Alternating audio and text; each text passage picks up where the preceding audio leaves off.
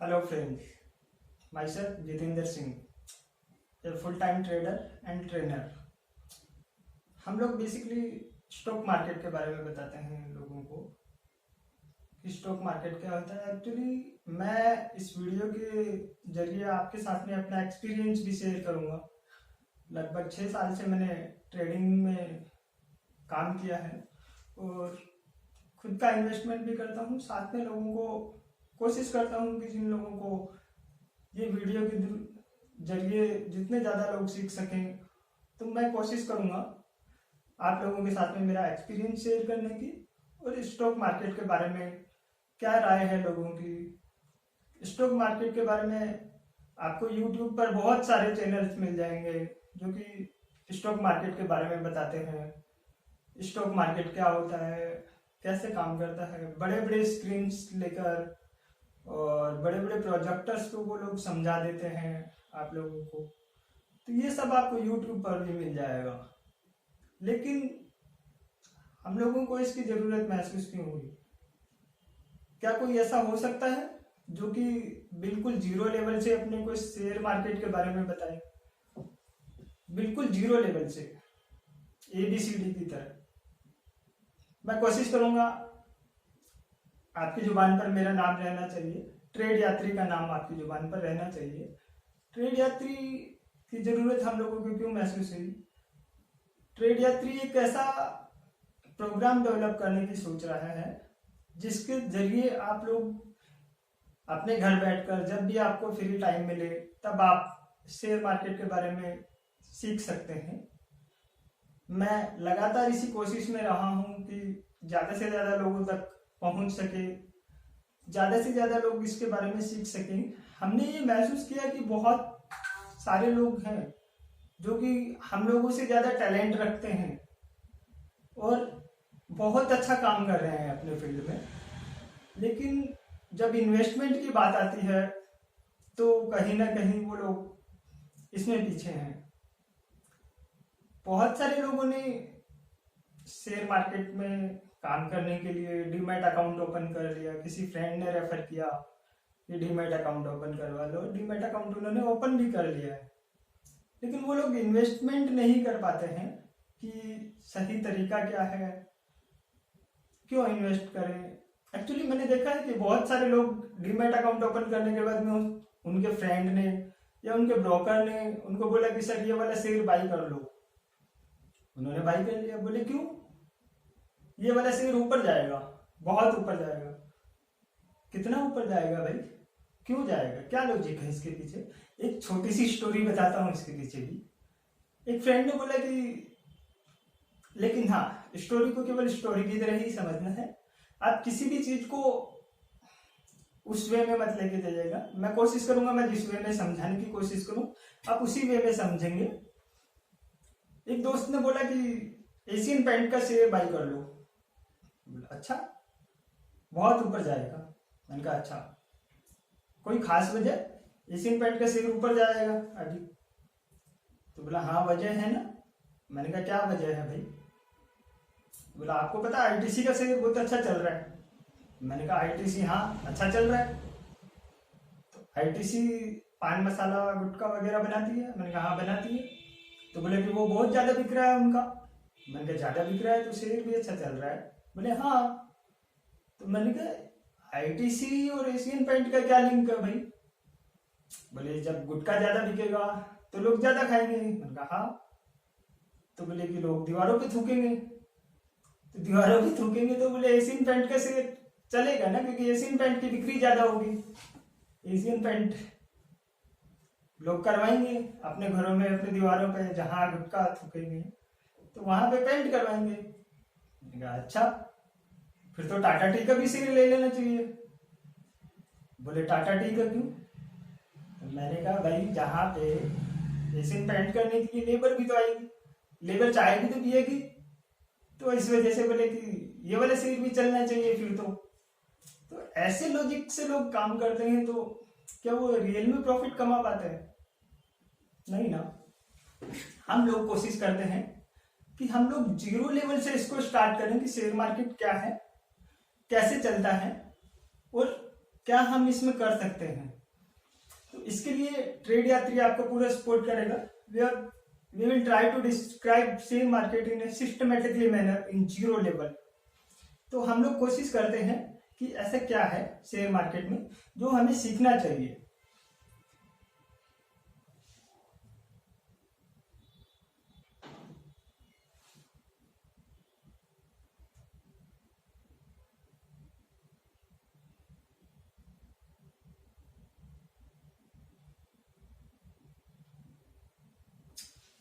हम लोग share market वहीं से स्टार्ट करेंगे, बिल्कुल जीरो लेवल से। जीरो लेवल से बोले तो जैसे हम लोग मकान बनाते हैं, तो मकान बनाने के लिए क्या चाहिए? सबसे पहले खुद का जमीन होना चाहिए, खुद का लैंड होना चाहिए।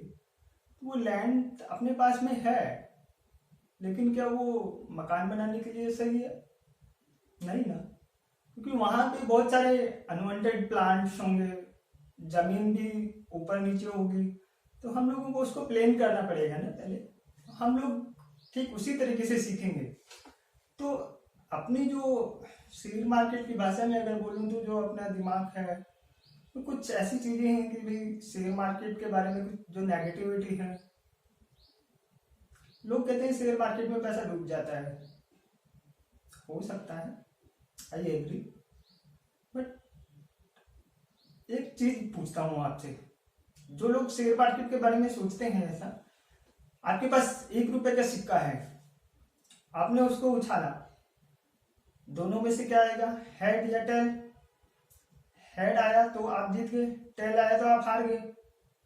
यानी कि यहाँ पे 50-50% चांस है आपके हारने और जीतने के, दोनों के। लेकिन शेयर मार्केट में आपने 1 रुपया लगाया तो डूबने के चांस कितना है? 100%। 1 रुपया डूब जाएगा, लेकिन आने के चांस कितने? अनलिमिटेड ना। यानी कि 1 का 5 भी हो सकता है, 1 का 10 भी हो सकता है, लेकिन रिस्क कितनी है? 1 रुपए की ना। आपका जाएगा तो 1 रुपया ही, लेकिन आने के चांस तो ज्यादा है। तो ठीक वैसे ही शेयर मार्केट में इन्वेस्टमेंट करते हैं तो हम लोग ये सोच के करते हैं कि हमारी रिस्क कितनी है। रिस्क मैनेजमेंट के बारे में हम लोग आगे बात करेंगे डिटेल्स से। तो रिस्क है, मानता हूं इस चीज को, लेकिन कितनी रिस्क है, हम लोग कितनी रिस्क लेने की क्षमता रखते हैं, उसके बदले में रिवॉर्ड कितना है, रिटर्न कितना आने वाला है, ये भी तो अपन सोचेंगे ना इसके बारे में। तो चलिए स्टार्ट करते हैं। सबसे पहले लोगों के मन में जो भ्रांतियां हैं उन्हीं को आज के दिन खत्म करने की कोशिश करते हैं। लोगों की क्या राय है इसके बारे में वो अपन जानते हैं डिटेल्स में।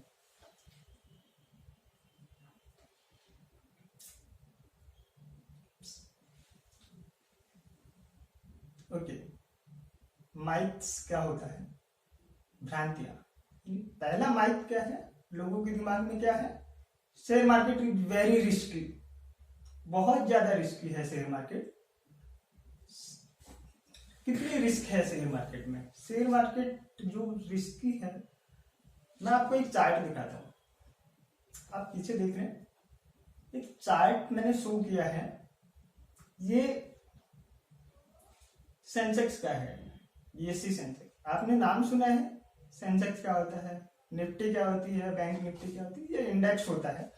हम इसके बारे में भी डिटेल से बात करेंगे आगे चलकर, ये क्या होते हैं इसके बारे में नेक्स्ट वीडियो में हम डिस्कस करेंगे। सबसे पहले आप इस चार्ट को देखिए। ये आपने यहाँ पे देखा हो तो 1991 के आसपास, हालांकि चार्ट में आप क्लियर नहीं देख पा रहे होंगे, जो अमाउंट है, जो प्राइस है, नंबर्स है, वो आप क्लियर नहीं देख पा रहे होंगे। मैं आपको बताना चाहूंगा यहाँ पे 1991 में सेंसेक्स कितने पे था? लमसम 4-5 हजार के आसपास में। अप एंड डाउन आए मार्केट में। ऐसा नहीं है कि हमने जैसे ही बाई किया, बाई करते ही ऊपर जाएगा, नहीं हो सकता हमेशा। लेकिन लॉन्ग टर्म में अपन देखें तो क्या हुआ, शेयर प्राइस काफी ऊपर गई, लगभग 10,000 12,000 के आसपास में। 2008 में आप देख रहे होंगे शेयर एकदम से नीचे आ गया, यानी सेंसेक्स जो है वो गिर गया था बहुत ज्यादा। 2008 में क्या हुआ था, आप लोगों को अगर याद हो तो सत्यम घोटाला उसी टाइम हुआ था। लेमन ब्रदर्स की स्टोरी, क्योंकि जब मुसीबतें आती है तो बल्क में आती है, मतलब होलसेल में आती है, तो उस टाइम भी अपने को पैसेंस रखना होता है। उस टाइम एकदम से नीचे आया मार्केट। जब ऐसा हो आपका बैंक अकाउंट आईसीआईसीआई में या एसबीआई में है और रात को एसबीआई बोले कि बंद हो गया, सब शटर डाउन और चला जाए वो, तो ऐसी सिचुएशन में पैनिक तो होते ही हैं लोग। अब पैनिक होते हैं, ठीक है, वो समझ में आता है। वहां से फिर प्राइस नीचे आई, तो कुछ जो बड़े इन्वेस्टर्स हैं उन्होंने पैसेंस भी रखा, छोटे इन्वेस्टर्स ने भी पैसेंस रखा। आप देखिए 2008 के बाद में 2012, 13, 14 वापस जितना नीचे गया था, यानी कि लास्ट टाइम जितना था 2008 से पहले, उसको भी ब्रेक किया और उससे भी ऊपर चला गया।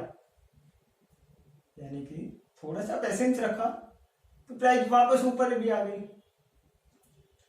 हुआ क्या 2014 में ऐसा क्या हुआ कि मार्केट एकदम से बूम पे आ गया। बीजेपी की सरकार, अब मोदी जी ने तो कोई जुगाड़ लगाया नहीं, क्योंकि मार्केट को ऊपर लेके आते हैं मोदी जी ने कुछ सेटिंग बिठाई हो, यहाँ पे कोई सेटिंग नहीं चलती, तो ऐसा तो नहीं हुआ। लेकिन इसका इफेक्ट क्या हुआ, जब अलग अलग तरीके की सरकार होती है, अलग अलग पार्टी से मिलकर जो सरकार बनती है, तो फॉर एग्जाम्पल मैंने कोई डिसीजन लिया, कोई दूसरा व्यक्ति है वो उसको सपोर्ट नहीं कर रहा है कि सब हम इस डिसीजन को लेके आपके फेवर में नहीं है, अगर आपने ये डिसीजन अप्लाई किया तो हम लोग अपना सपोर्ट हटा लेंगे, हम लोग ऐसा आपको सपोर्ट नहीं करेंगे, तो क्या वो डिसीजन लेने में थोड़ी सी तकलीफें होती हैं, तो जिस वजह से डाइसी रहता है मार्केट। अब बीजेपी की सरकार आई 2014 में, तो प्योरली उन्हीं की गवर्नमेंट थी, बीजेपी सरकार थी, तो अब वो डिसीजन ले सकते हैं, जैसा वो चाहेंगे वैसा डिसीजन वो लेते हैं, पब्लिक को मानना भी पड़ेगा। अब डिसीजन सही रहता है गलत रहता है, लेकिन कोई रोकने वाला नहीं था वहां पे, तो उन्होंने अच्छे डिसीजंस लिए तो मार्केट में हर एक चीज की डिमांड्स बढ़ी, तो कुछ अच्छे प्रोजेक्ट्स लेके आए, अच्छे प्रोजेक्ट्स ने काम किया, तो ऑब्जेक्टली मार्केट में कुछ अच्छा इंप्रूवमेंट हुआ, जिसका रिजल्ट आपने देखा 2014 से लेके वापस 2019 में वापस सरकार बनी बीजेपी की, और अभी चल रहा है 2022। आप देखिए 1999 से लेके 2022 तक जो सेंसेक्स 5000 से नीचे था, ऑलमोस्ट 5000 से नीचे से लेकर सेंसेक्स आज 60,000 से ऊपर है। कितना परसेंट रिटर्न है।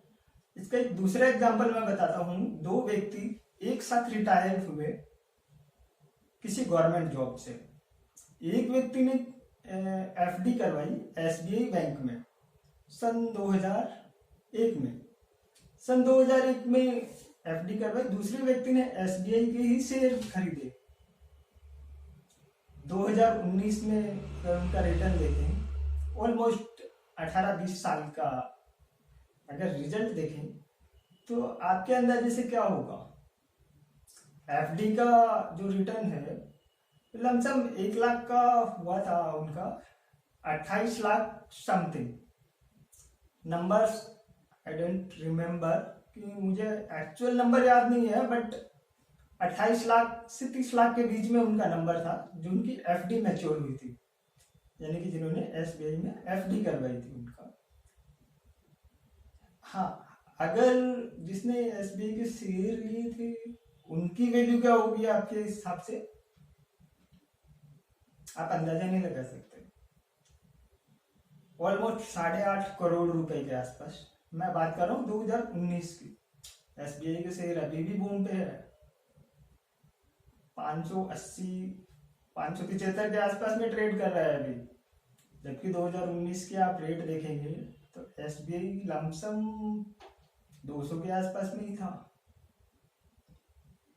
ये एक इफेक्ट है लॉन्ग टर्म इन्वेस्टमेंट का, कि आपने कोई शेयर बाय किया, लॉन्ग टर्म तक रखा उसको। हो सकता है आपके बाय करते ही वो शेयर नीचे आ जाए, हो सकता है, पॉसिबल, रिस्क है इसमें, नहीं है, क्योंकि आप सेफ समझते हैं, आप समझते हैं कि एसबीआई बैंक जो है सेफ है, और एसबीआई बैंक में आपने एफडी भी कर दी, आपका पैसा तो वहां पे भी गया है और आपको लगता है वो सेफ है, इसीलिए आपने किया ना। लेकिन जब एसबीआई को आप सेफ समझते हैं तो आप एसबीआई के शेयर लेके डालो ना, एसबीआई के शेयर लेके उसमें आपने इन्वेस्टमेंट किया तो वो भी तो अच्छा रिटर्न दे सकता है आपको एफडी से, तो एफडी से अच्छा रिटर्न आपको वहां। हाँ, शेयर मार्केट रिस्की है शॉर्ट टर्म के लिए, एक छोटे समय के लिए आपने कुछ शेयर्स बाय किए, हो सकता है थोड़े कम समय के लिए वो नीचे जाएंगे, लेकिन लॉन्ग टर्म में वो अच्छा रिजल्ट देंगे ही देंगे आपको। इसलिए आप लोग सहमत हैं इस चीज से कि शेयर मार्केट रिस्की है? कन्वेंस हुए ना, कुछ समझ आया थोड़ा बहुत? ओके, तो सबसे पहला जो दिमाग में अपने था कि शेयर मार्केट रिस्की है, इसको हमने थोड़ा सा समझाने की कोशिश की। उम्मीद करता हूं आप समझे होंगे इस चीज को। हम लोग बात करते हैं सेकंड ऑप्शन, दूसरा जो माइथ है, जो भ्रांति है दिमाग में लोगों के, वो है कि we need to have a very strong knowledge about finance, यानी कि फाइनेंस के बारे में बहुत अच्छा नॉलेज होना चाहिए हमको, तो हम शेयर मार्केट में इन्वेस्ट कर सकते हैं, अदरवाइज नहीं। समझते हैं इस चीज को भी, क्या ऐसा है? मैं आपको एक लिस्ट शो करता हूं, यहाँ पे आप देख रहे होंगे मेरे साइड में मैंने एक लिस्ट शो की है आपको। इसमें आप देखिए सबसे पहला व्यक्ति है सर राकेश झुंझुनूवाला। नाम तो सुना ही होगा आपने, नहीं सुना है तो भी आप इसके बारे में गूगल पे सर्च करके देख सकते हैं। दूसरा है मिस्टर रामदेव अग्रवाल, नाम सुना है आपने? मोतीलाल ओसवाल जो कि स्टॉक ब्रोकर है। अब ब्रोकर क्या होता है ये सब भी हम सीखेंगे। मोतीलाल ओसवाल वही है। पराग पारेख, विजय केडिया, पोरिंजू वैलियत, रमेश दमानी, राधा किशन दमानी, इन सब लोगों की आपने स्टोरी सुनी है क्या? मैं यहाँ पे इनके नेटवर्थ के बारे में नहीं बता रहा हूँ, उनका डिस्कशन नहीं कर रहा हूँ, मैं डिस्कशन कर रहा हूँ कि उनके नॉलेज के बारे में। आप देखिए मिस्टर विजय केडिया बीकॉम ग्रेजुएट हैं ओनली, और आज बिलीनियर्स हैं, इंडिया के बिलीनियर्स की लिस्ट में उनका नाम आता है। रमेश दमानी, पोरिंजू वेलियत लो ग्रेजुएट हैं, कहाँ शेयर मार्केट, जो कि फाइनेंस नॉलेज। ऐसा जरूरी नहीं है कि फाइनेंस नॉलेज हो तो ही आप इन्वेस्ट कर सकते हैं। ये लोग बहुत ज्यादा पैसा कमाया है शेयर मार्केट में, बिलियनियर्स में आते हैं, तो आप लोग इनकी संपत्ति का अंदाजा लगा सकते हैं कितना पैसा इन्होंने बनाया है शेयर मार्केट में।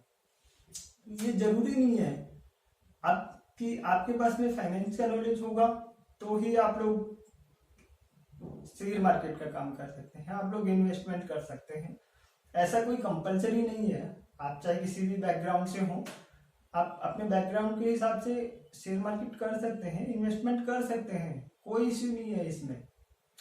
लाइव एग्जांपल आपने देखा है जो मैंने लिस्ट शो की है आपको, इसमें आपने देखा कि एचआर स्पेशलिस्ट हैं, अंडर ग्रेजुएट राधा किशन दमानी। डीमार्ट का नाम सुना है आपने? गए होंगे डीमार्ट में, उन्हीं का ये उनके नेटवर्क चेक करना। अंडर ग्रेजुएट है, स्टॉक मार्केट से अच्छा पैसा बनाया। तो ये जरूरी नहीं है। अब इन लोगों ने पैसा कैसे कमाया? क्योंकि हम लोग सोचते हैं इंटरेस्ट मिलेगा। बैंक में आपने एफडी की है तो आपको क्या मिलेगा? इंटरेस्ट मिलेगा। अब इंटरेस्ट कितना मिलेगा? लेकिन शेयर्स में इन्वेस्ट किया तो क्या मिलेगा? डिविडेंड मिलेगा। अब एफडी की बात करें तो एफडी में आपको पहले दिन से डिसाइड होता है। जैसे आज आपने 1 जनवरी को एफडी करवाई, 31 दिसंबर को आपकी एफडी मैच्योर हो गई, तो बैंक ऐसा कर सकता है कि एफडी दी थी आपको, जब आपने एफडी करवाई थी तब हम 7% इंटरेस्ट दे रहे थे, अभी अप्रैल में हम लोगों ने एफडी की इंटरेस्ट रेट चेंज कर दिया, तो अब हम 5% देंगे, ऐसा होगा? बिल्कुल नहीं होगा। कि बैंक कमिट कर चुका है आपको कि एफडी आपकी जो करवाई थी वो 7% इंटरेस्ट रेट आपको मिलेगा 1 साल का, तो 31 दिसंबर तक आपको 7% ही इंटरेस्ट मिलेगा उस पर, ईयरली बेसिस पे। लेकिन हाँ, कोई नया इन्वेस्टर है, नई एफडी कोई करवा रहा है और बैंक की इंटरेस्ट रेट चेंज हो गई है, तो उनको एफडी पे 5% मिलेगा, जायज है। अब नई एफडी करवाई है तो 5% मिलेगा उनको, लेकिन आपकी पुरानी एफडी है उस पर जब तक आपको बैंक ने कमिट किया तब तक आपको 7% मिलेगा। तो एफडी में आपको इंटरेस्ट मिलता है, शेयर्स पे क्या मिलता है? डिविडेंड। लेकिन कोई भी कंपनी ऐसा है क्या कि सभी को डिविडेंड देना जरूरी है? नहीं, कंपनी की परफॉर्मेंस अच्छी है, कंपनी अच्छा परफॉर्म करती है, उसकी सेल भी इंक्रीज हुई है बहुत ज़्यादा, प्रॉफिट भी इंक्रीज कर लिया उन्होंने बहुत, लेकिन क्या फिर भी वो डिविडेंड देने के लिए लायबल है क्या? नहीं, कोई कंपलसरी नहीं है। डिविडेंड आपको कंपनी देगी या नहीं देगी, ये कंपनी का डिसीजन होता है, तो फिर हम इन्वेस्ट क्यों करें? देखिए, एफडी में जो आपको मिलता है इंटरेस्ट वो भी टैक्सेबल है। कोई भी शेयर आपने लिया और 1 साल से ज्यादा उसको रखा, आज आपने बाई किया और 1 साल से ज्यादा आपने रखा, उसको बोलते हैं LTCG, long term capital gain. उससे जो भी गेन हुआ, LT का मतलब लॉन्ग टर्म, CG का मतलब कैपिटल गेन, यानी कि आपने कोई शेयर 1 साल तक के लिए रखा, उससे आपको जो रिटर्न आया, फॉर एग्जाम्पल आपने कोई 100 रुपए में कोई शेयर खरीदा, आपने 1 साल बाद में उसको 120 रुपए में बेचा, तो 20 रुपए का प्रॉफिट पर शेयर आपको हुआ ना, वो आपका गेन हुआ।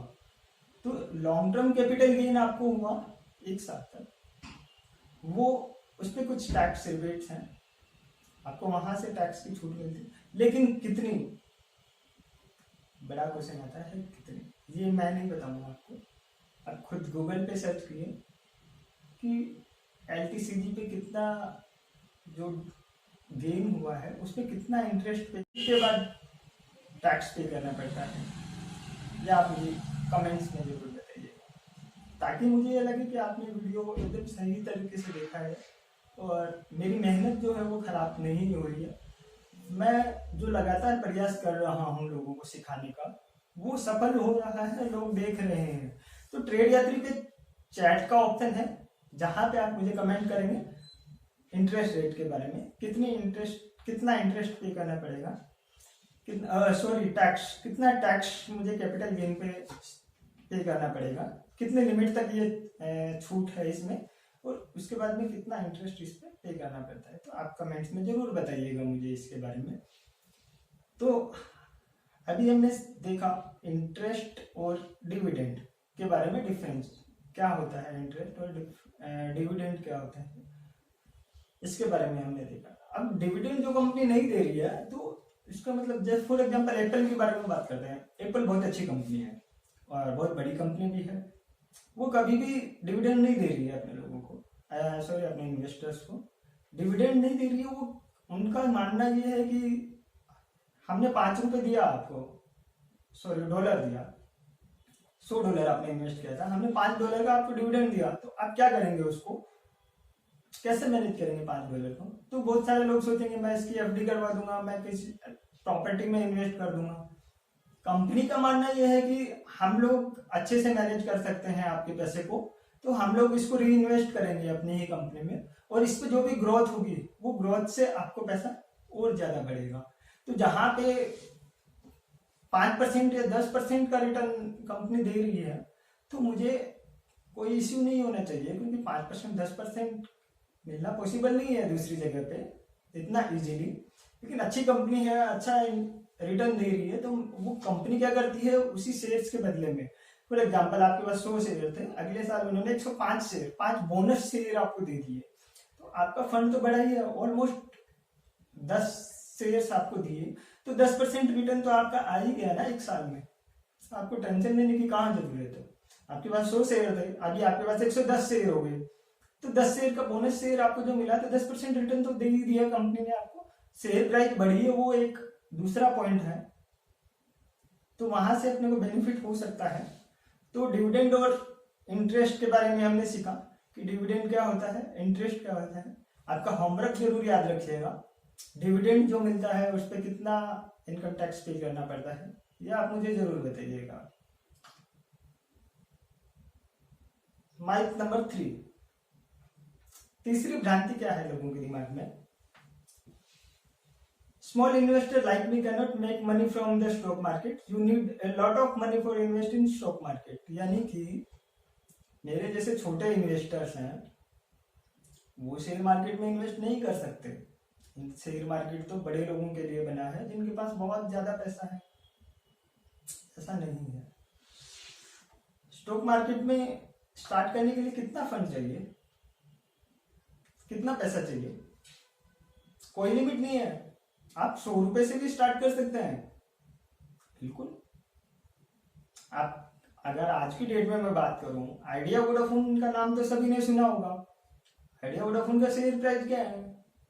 8 रुपए, लमसम 7 रुपए 8 रुपए के आसपास में। तो आप एक शेयर खरीदेंगे तो 7-8 रुपए में भी खरीद सकते हैं।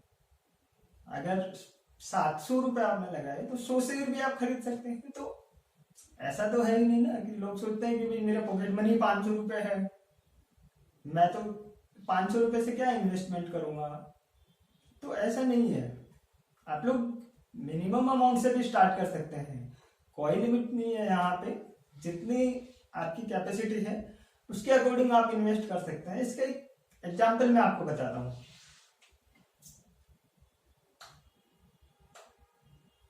आपने पॉलिंजू वेलियत का नाम सुना है?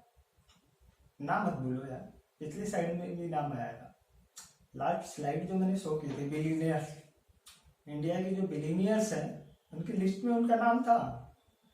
इनके बारे में जानते हैं, क्या करते हैं? Comes from a very poor family in Kerala. Kerala एक गरीब परिवार से थे। इनके फादर जो है वो फार्मर थे।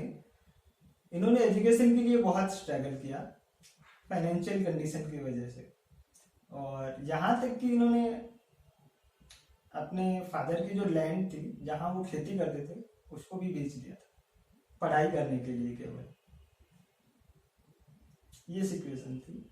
इसके बाद में इन्होंने एर्नाकुलम टेलीकॉम एक्सचेंज में ऑपरेटर, स्टॉक मार्केट एक्सचेंज नहीं, टेलीकॉम एक्सचेंज ऑपरेटर। जब आपको कोई प्रॉब्लम होती है तो आप कॉल करते हैं ना कस्टमर केयर पे, ठीक वैसे वहां पे इन्होंने ज्वाइन किया था as a operator, job join किया। उसके बाद में इन्होंने लॉ ग्रेजुएशन कंप्लीट किया एर्नाकुलम लॉ कॉलेज से ही। ग्रेजुएशन कंप्लीट होने के बाद में इन्होंने पहला जॉब जो था प्राग पारेख सिक्योरिटीज। प्राग पारेख सिक्योरिटीज क्या है? एक ब्रोकर होता है जो कि सेबी और कस्टमर्स के बीच में, इन्वेस्टर्स के बीच में रहता है। हम लोग डायरेक्टली सेबी से नहीं खरीद सकते। इसके बारे में भी डिस्कशन करेंगे कि एक्सचेंज क्या होते हैं, ब्रोकर्स क्या होते हैं। तो इन्होंने सबसे पहला जॉब जो स्टार्ट किया प्राग पारेख सिक्योरिटीज से इन्होंने शुरुआत की। इसके बाद में इन्होंने जियोजीत सिक्योरिटीज में काम किया। थोड़ा सा एक्सपीरियंस होने के बाद में इन्होंने सोचा कि खुद का venture equity intelligence private limited खुद का स्टार्ट किया। उसके बाद में, और आज कितने बड़े लेवल पे है वो काम कर रहे हैं, यानी कि बिलियनियर्स बन चुके हैं इंडिया के। तो ऐसा जरूरी नहीं है कि आपके पास में बहुत सारा कैपिटल होना चाहिए तभी आप शेयर मार्केट में इन्वेस्ट कर सकते हैं। आपने देखा कि एक ऐसा व्यक्ति जिसके पास में सर ढकने के लिए छत नहीं थी, पढ़ने के लिए पैसा नहीं था, क्या ऐसा सोच सकते हैं कि वो व्यक्ति बिलियनियर्स बन जाएगा? अगर उन्होंने ऐसा सोचा होता कि मेरे पास तो पैसा ही नहीं है या मैं इतना कम अमाउंट से कैसे करूंगा, तो शायद बिलियनियर्स नहीं होते ना। तो हम लोग स्टार्ट कर सकते हैं एक छोटे से कैपिटल से भी। तो ये आप कन्विंस हैं इस चीज से कि ज्यादा पैसा नहीं चाहिए स्टॉक मार्केट में काम करने के लिए। ओके, अब हम बात करते हैं नेक्स्ट माइथ की। नंबर 4, चौथी भ्रांति क्या है लोगों के दिमाग में? Reynold companies can never give strong return. यानी कि पुरानी और बड़ी कंपनी जो हैं वो अच्छा रिटर्न नहीं दे सकती इतना जितना हम लोग सोचते हैं। मैं बात करता हूँ, एक स्टेप वापस आते हैं, फॉरेन जो वैल्यू पे ही अपन आते हैं। इनका कहना है कि हम लोग अंडर वैल्यूड कंपनीज पे काम करते हैं। कि अंडर वैल्यूड कंपनी क्या होती है? कंपनी तो बहुत अच्छी है, स्टैंडर्ड बहुत अच्छा है, शेयर प्राइस अभी कम है उसकी, जो होनी चाहिए वो शेयर प्राइस नहीं है उसकी। तो ऐसे स्टॉक्स पिक करते हैं और ऐसे स्टॉक को पिक करके उसको होल्ड करते हैं। जब लगता है अच्छा रिटर्न दे रही है तो हम लोग उसको सेल कर देते हैं अपनी जरूरत के हिसाब से, और हमें लगता है हमें प्रॉफिट बुक करना चाहिए तो हम लोग उसको सेल करते हैं। तो जब ये ऐसा करते हैं तो आधे लोगों को लगता है कि बड़ी कंपनी अच्छा रिटर्न नहीं दे सकती। इसका भी एक एग्जांपल देखते हैं। सारे सवालों का जवाब लेके आया हूं मैं आज आपके पास, हर सवाल का जवाब देंगे। चलिए हम बात करते हैं, ब्रिटानिया का नाम सुना है आपने? ब्रिटानिया बिस्किट लगभग सभी के घरों में मिल जाएगा। एफएमसीजी कंपनी है, सबकी जरूरत भी है। ऐसा नहीं कि ब्रिटानिया आज खरीद लिया तो कल से बिकना बंद हो जाएगा, फिर आप उसको स्टोर करके रखेंगे। यूज होता है घरों में, बिकेगा, आज एक बिका है कल दो बिकेगा, चार बिकेगा, तो कंपनी की सेल तो बढ़ेगी ना। कंपनी की सेल बढ़ेगी तो कंपनी को प्रॉफिट होगा। अब बड़ी कंपनी है ब्रिटानिया, बहुत बड़ी कंपनी बन चुकी है अभी। देखते हैं इसके 5 साल के रिजल्ट्स पे बात करते हैं कि 5 साल से कंपनी ने क्या दिया है अपने को। मैंने जो भी डेटा आपको शो किया है, जो भी डेटा मैंने आपको बता रहा हूं वो केवल एजुकेशन पर्पज के लिए है। हाँ, जो मैंने गूगल से लिया है, गूगल पे आप चेक कर सकते हैं उसकी प्राइस जो भी सेम। तो ये एजुकेशन पर्पज से और फैक्ट भी है। आप देखिए मैंने पर्टिकुलर 2014 से लेकर 2018 तक का डेटा उठाया है ब्रिटानिया का। ब्रिटानिया का टर्नओवर कितना था 2014 में? 6,348 crore rupees in crore. Corner में आप देखेंगे जो भी पैसा है वो करोड़ में है। 6,348 करोड़। इसका प्रॉफिट कितना था before tax? 543 crore. Profit after tax 370 crore. Share price क्या थी? 843, यानी कि 843 रुपए शेयर प्राइस थी 2014 में। 31 मार्च 2014 को बात कर रहा हूं मैं। मैंने सारा डेटा जो है 31 मार्च के डेट के हिसाब से लिया है। 2015 में क्या हुआ? टर्नओवर बढ़ा कंपनी का, प्रॉफिट भी बढ़ा। लेकिन एक चीज देखिए आपने, 6,348 से 7,269 करोड़। लेकिन प्रॉफिट आफ्टर टैक्स आपने देखा 370 से 622 करोड़। शेयर प्राइस कितना हो गया? 843 से 277, राइट। अब 2015 के बाद में 2016 पे अपन चलते हैं तो 7,888 करोड़ टर्नओवर में कंपनी का profit 763 crore. But share price कितनी हो गई? 277 से 2686 प्राइस, यानी कि प्रीमियम जिसको बोलते हैं, जिस प्रीमियम पे शेयर अपने को मिलेगा। ठीक है, ऐसे ही 2018 से। अब मैं बात करता हूं दोनों चीजों की। आप नीचे से देखिए, प्रॉफिट 370 करोड़ रुपए 2014 में, जो कि बढ़ गया हुआ 948 करोड़ 5 साल में, 3 गुना हुआ। बट आप शेयर प्राइस देखिए 843 रुपए से 5,000 ऑलमोस्ट। कितना बड़ा प्रॉफिट, कितना बड़ा शेयर, कितना बड़ा, बहुत ज्यादा डिफरेंस है ना दोनों में। तो अगर आपने 843 रुपए में लिया और 5,000 रुपए में आप बेचना चाहे उसको तो बिक जाएगा, बिल्कुल बिकेगा। तो एक और दिमाग में जो थी भ्रांति की, बड़ी कंपनी के शेयर्स में प्रॉफिट नहीं मिलता, मिलता है, मिलेगा। बस आपको कुछ रिसर्च करने होंगे, कुछ थोड़ी सी नॉलेज आपको रखनी होगी। जैसे कंपनी के ऑपरेशनल फैक्टर्स, यानी की फैक्टर्स क्या है कंपनी के। जैसे मैं अभी आपके साथ में शेयर करता हूँ, ब्रिटानिया कंपनी जो है 70% इंडियंस के हाउस होल्ड कंज्यूम करता है, यानी कि 70% लोग जो है इंडिया में वो ब्रिटानिया के बिस्कुट यूज करते हैं।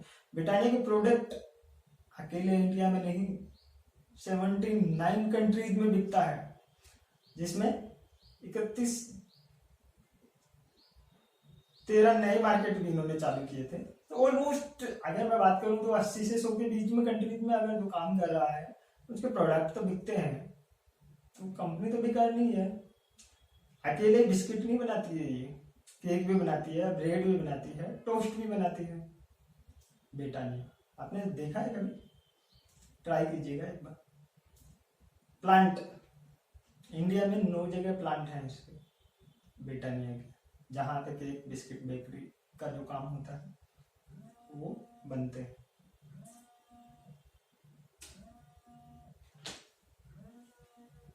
बिस्किट कंपनी से टोटल फूड में कन्वर्ट कर रहे हैं ये अपनी कंपनी को। ये एक बड़ी कंपनी है जिसने अच्छे रिजल्ट्स भी दिए हैं। अब डिस्क्लेमर समझ लीजिएगा, या फिर आप इस चीज को बिल्कुल भी ये सोच के मत कीजिएगा कि मैंने अपने वीडियो में ब्रिटानिया का डिस्कशन किया तो ब्रिटानिया को बाय करना है। मेरा रिकमेंडेशन नहीं है बाय और सेल का। बाय सेल आप अपने अकॉर्डिंग ही करेंगे।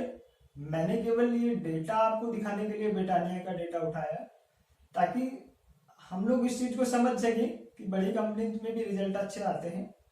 तो ये केवल समझाने के लिए था। इसको आप ये मत सोचिएगा कि मैं ब्रिटानिया को प्रमोट कर रहा हूँ या मैं ब्रिटानिया का शेयर आपको बाई करने का सजेशन दे रहा हूँ, ऐसा बिल्कुल भी नहीं है। तो आप ये चीज से कन्विंस हुए कि बड़ी कंपनी भी अच्छा रिजल्ट दे सकती हैं। आज की क्लास में हमने सीखा कि 4 चीजों पे हमने डिस्कशन किया। पहला, स्टॉक मार्केट रिस्की है, इसके बारे में हमने सीखा, जिसके बारे में आप कन्विंस हुए। दूसरा है फाइनेंस का नॉलेज होना चाहिए, यानी कि बहुत ज्यादा फाइनेंस का नॉलेज होगा तो ही हम लोग शेयर मार्केट में काम कर सकते हैं, ऐसा नहीं है।